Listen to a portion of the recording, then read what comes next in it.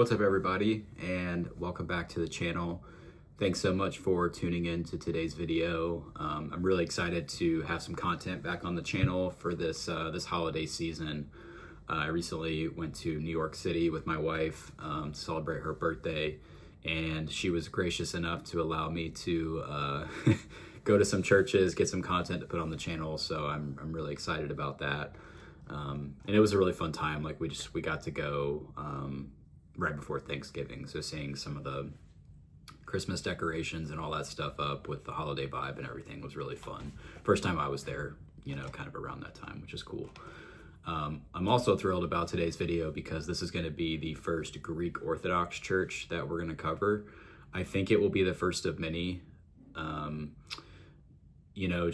don't know as much about the Orthodox Church as I do like the Roman Catholic Church or, the Protestant denominations and the Reformed tradition. But I think that'll be fun as we explore more of these, that I'll learn more in my research and everything. So I think that will be cool. There's a beautiful Greek Orthodox church in Uptown Charlotte that I really want to cover. I just haven't been able to yet, but that will be coming and things like that. So today we're going to be looking at the Shrine of St. Nicholas. And this is in Lower Manhattan in New York City. It's very, very close to the World Trade Center complex. So there's kind of like two parts to the history of this, or two parts just of like this intro part that I want to discuss. The first of which is the sad part of the history that is linked to the September 11th, 2001 attacks in New York. And then the second part is just kind of like the church now, where it's at, and all that stuff. So the first part of the history is like, this is one of those churches similar to some of the ones in Boston we looked at, where the, not just the building, obviously, but like the people of the church and the community goes back an extremely long time. So it's said that like in this area of Lower Manhattan in the 90s, a lot of Greek immigrants kind of settled here.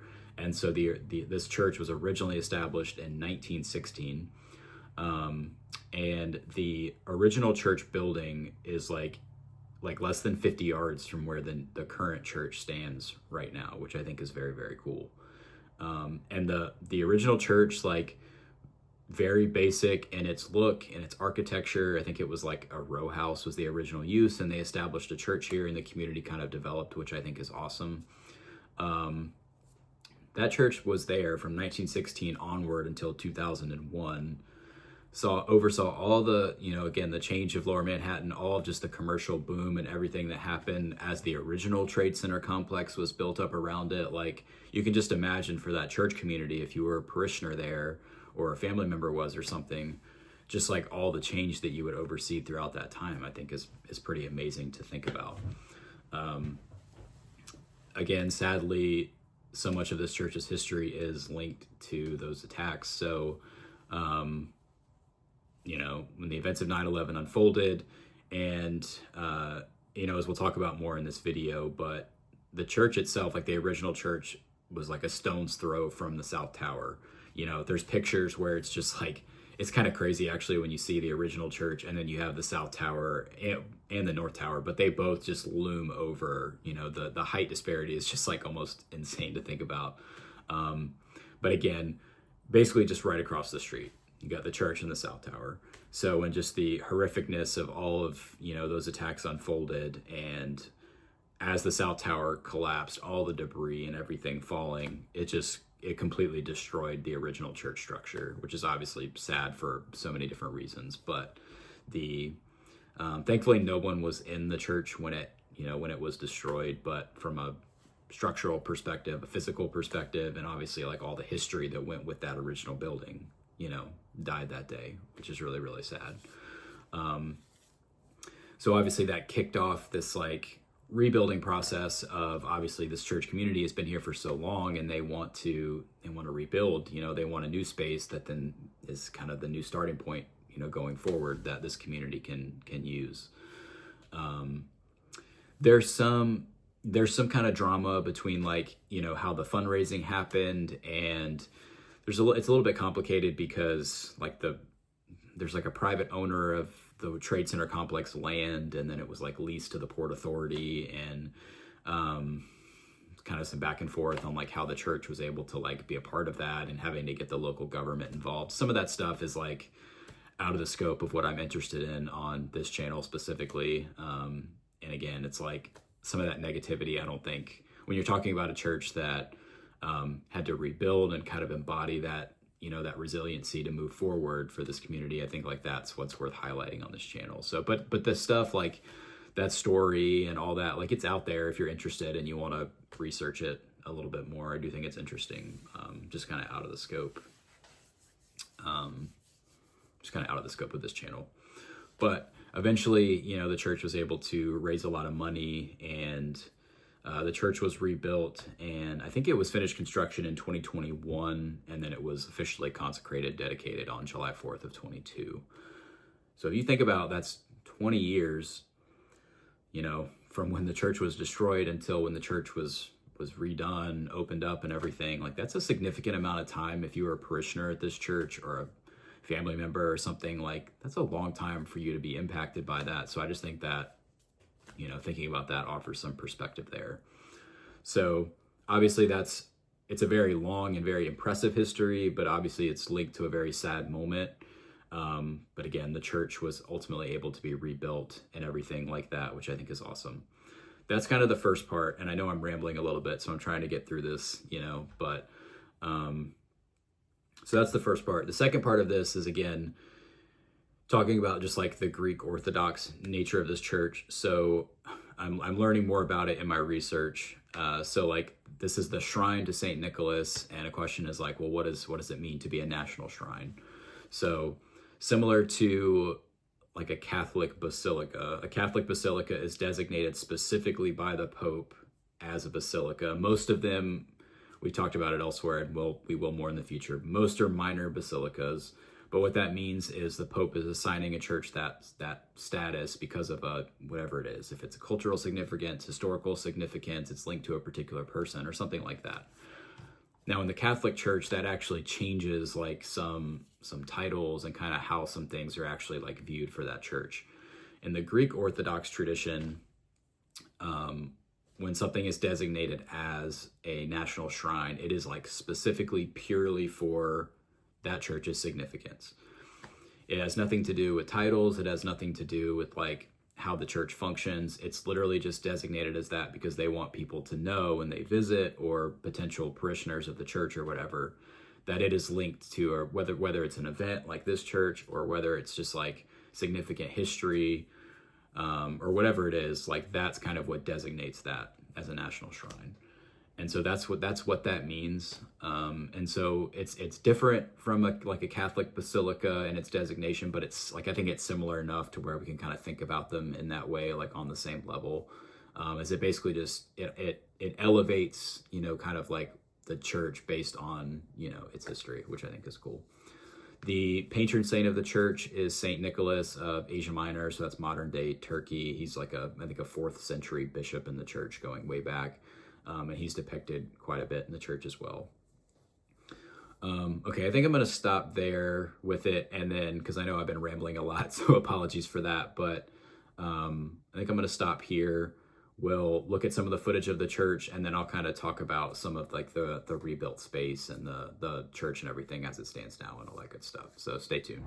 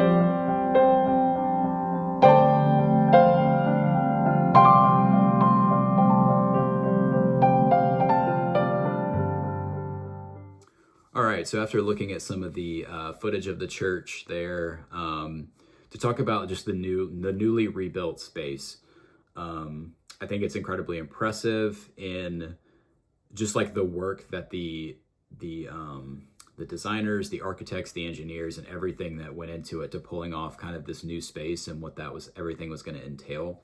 So as you can see, hopefully in the intro of this video too, the new church itself is located in what's called Liberty Park. It's literally still across the street from now, with the Ground Zero complex, the 9/11 Memorial and Museum. But what this is actually, it's an urban park, but it's elevated above kind of the street level. And that's because it's actually on top of like a parking garage. It's like a vehicle safety kind of structure. And then they use this kind of green space at the top. It's 1 acre all the way around. It's kind of like it functions as an urban park. I think that it's beautiful. And again, it's like, to the designers who came up with the idea, like hats off to them, because like if you're standing near the church or just like walking through the park, you're overlooking the Ground Zero complex. So the reflecting pools are there. If you're there at night, they're lit up. And then of course the new One World Trade Center just like towers above it, behind it, which I think is extremely, extremely cool. So hopefully like that, the intro video giving that perspective and all that, I think hopefully it highlights that. So as you're entering this church, you're kind of elevated. So it's cool that like if you're standing at the reflecting pools and you're looking back towards Liberty Park, you can see the church kind of, elevated a little bit, which I think adds some, like if you're a visitor, it adds some intrigue to like, oh, there's this very, very cool looking building, and, wanting to go kind of explore part of that area and see the church. So this new built structure was finished in 21, and again, it was dedicated in 22. I think the exterior is very simple, but it's beautiful. I like that it's very, very bright.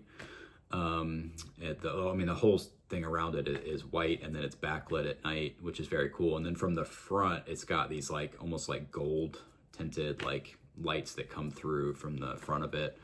So as you enter, and I think you can see it in the video, you're entering at the ground level, and then the church just opens up into this amazing dome. But there, you can see from like the front facade, there's a couple of levels to it.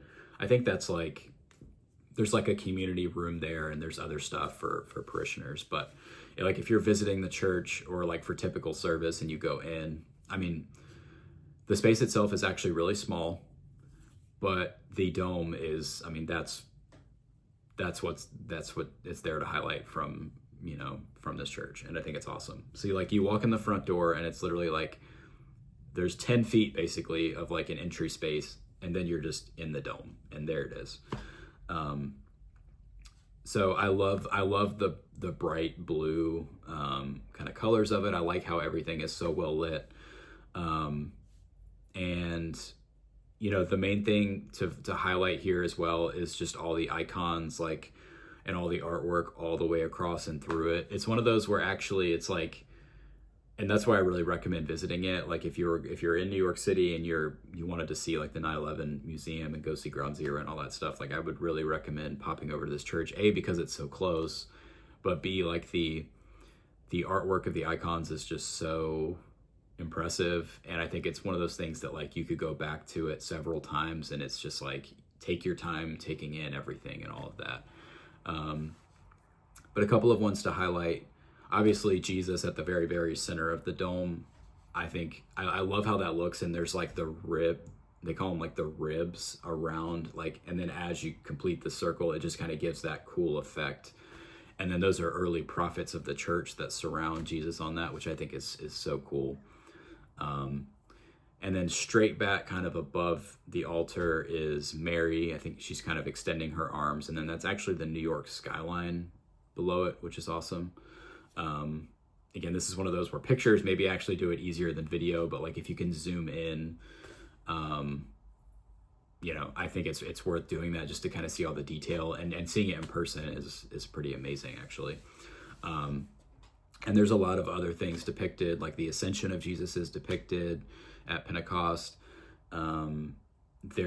again, the patron saint, Saint Nicholas of this church, is featured all throughout. He's the person depicted that has like black crosses kind of on a lot of his garments. If you're looking at the altarpiece below, there's kind of like panels. There's like 3 panels, I think, on each side, and it has individuals like Mary holding baby Jesus is one, for example. I think he is like second from if you're looking at it from the left. And then if you notice him, he is all over a lot of the other icons in the church as well. I'm trying to think of what else. Again, the space is really small, like really small. Actually, it's literally, you walk in the door, 10 feet, there's the dome. And it's basically like in a circle. So there's kind of seats and everything set up. There were people actively worshiping, so I didn't want to go like too far up to the altar to obviously respect, them, out of respect for them. So I tried to just get footage kind of around it from where I was standing. But yeah, I love the bright lights. I love the colors and everything. And the staff was very welcoming, and I think they really want visitors to kind of come and like learn about the church's history and everything like that. So I highly recommend it for people that are, if you're in the area and visiting the World Trade Center complex and everything like that. Just for myself, kind of to highlight it, the Greek Orthodox Church. So it's structured a little differently from the Roman Catholic Church, but this church is a parish church in the Archdiocese of America. So that's all of the United States. And it's set up a little bit differently, where they don't do like a diocese, an archdiocese, like within a country like the Catholic Church does. Theirs is, they call them metropolises, and there's like a bishop or I think there's a different title, metropolitan maybe, of a metropolis. But then New York City is actually like, that is the heart of the actual diocese. So like the cathedral is the main cathedral for the archdiocese of the entire country in New York City. Not going to cover it on this little batch of videos from New York, but definitely probably will at some point in the future. So this is an operating parish church within the Archdiocese of America, of which New York City is basically like the beating heart of it, if that makes sense. And again, we'll cover more of that stuff of the Greek Orthodox Church as we cover more of these on the channel. I know I've been rambling, so apologies for that. This is a lot of me talking. Just fast forward if you want to, if you rewatch this video or whatever, to see the parts of the church. So apologies for that. But I think the history of this one is pretty impressive, even though part of it is sad. It speaks to the resiliency of the community. And I think that the church is beautiful. I love that it's elevated on the park. And I think that just the artwork, the icons from the inside dome are incredibly impressive. So stay tuned throughout the next several weeks. We're going to have more churches that we cover on the channel that I'm extremely excited about. So stay tuned for all that. But thank you so much for tuning in, for watching. And until next time, keep looking up.